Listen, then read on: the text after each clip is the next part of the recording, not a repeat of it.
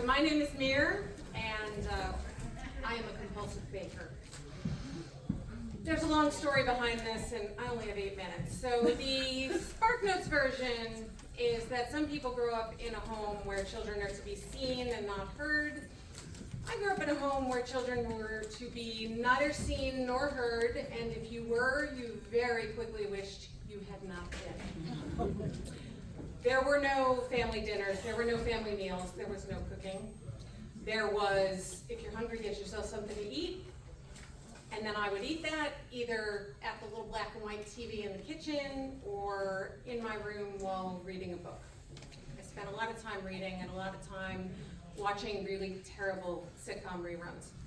And the thing that all of these things seem to have in common was that other families cooked things and ate together and sat around the table and talked. And for some reason that was very intriguing to me, even though I wasn't sure I wanted to do that with my particular family. It sounded good. It seemed like a cool concept.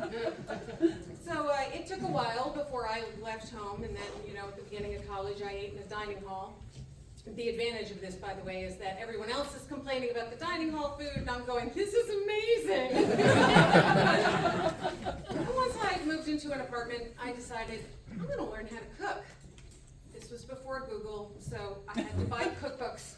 But it turns out if you can read, you can cook. And I started cooking, and it was fun, and it was tasty. And did you know that not all macaroni comes in a box? So I became very popular in my, admittedly small and weird group of friends because I like to cook and I like to cook for people. So that sort of that was my currency. That was, come over and I'll make you a meal. And then, as I continued into adulthood, found myself married and having babies, and this is when my mental illness really kicked in. I decided that, and I don't think I knew this consciously, but basically I decided this is my calling in life. I am going to be the parent that I never had. I'm going to mother the crap out of these kids. I'm going to home cook every meal. We're going to sit together at the table. We're going to laugh. We're going to talk. We're going to eat. It's going to be amazing. My children are amazing. They're now adults, so I can tell you this. Although all children, I think, are somewhat picky eaters, my children are, as we like to say in my house, neurospicy. And neurodivergent individuals, particularly as children, really take that whole picky eating thing to a whole new level. So I did make the meal from scratch. We did sit around the table. There was some talking, but a lot of crying, a lot of whining. It wasn't what I had pictured. But what I discovered is that there were certain foods they would always eat.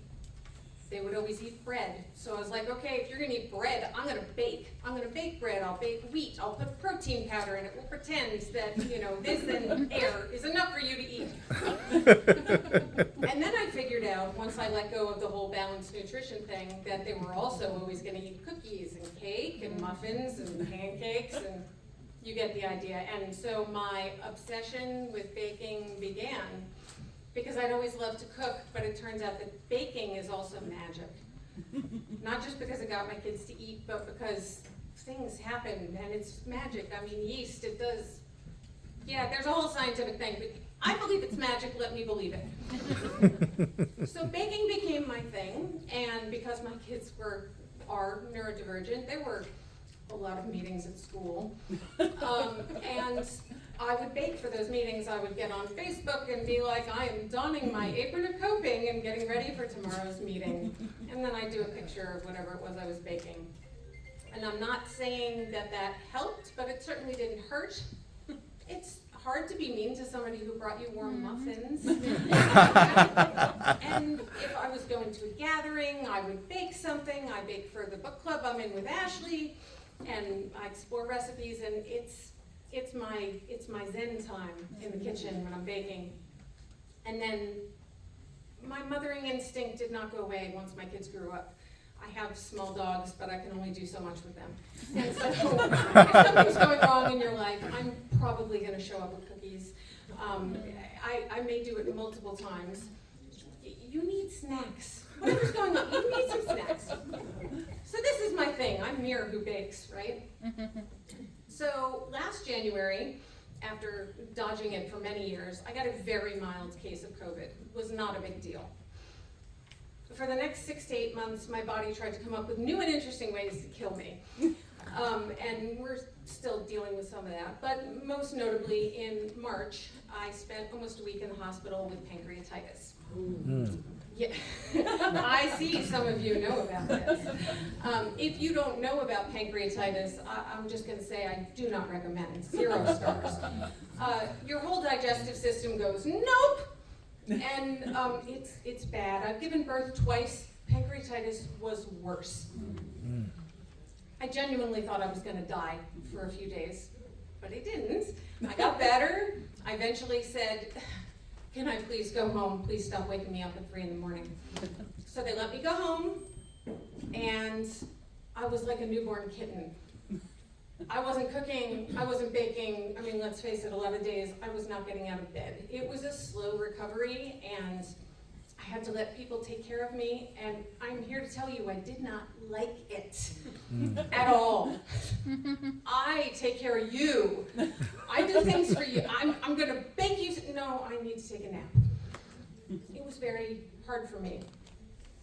And if I were a more evolved person or had more therapy, maybe, but I've had a lot of therapy.